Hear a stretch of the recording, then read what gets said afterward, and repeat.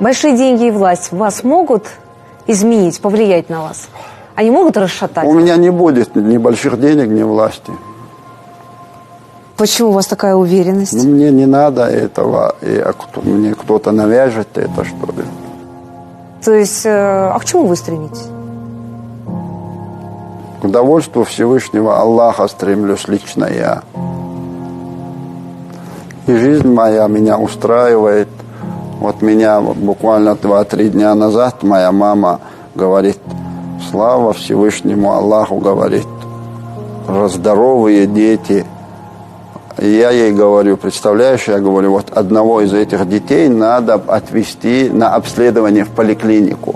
Целый день надо по этим кабинетам ходить.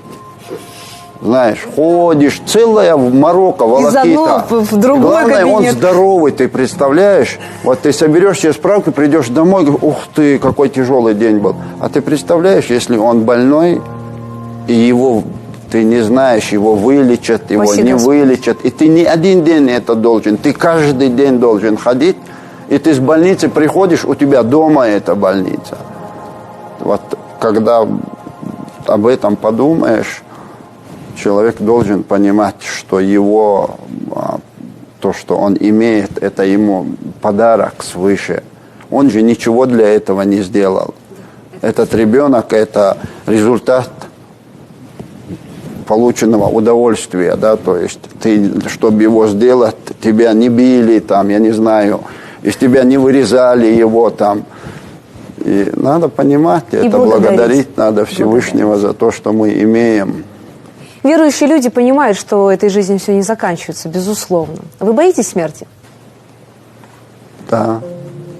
Я вот иногда, когда на самолете лечу, и турбулентность начинается, я понимаю, что я боюсь, видимо, не готов я еще к смерти. Хотя никогда, наверное, человек не скажет, вот все, я готов, я сейчас, вот сейчас.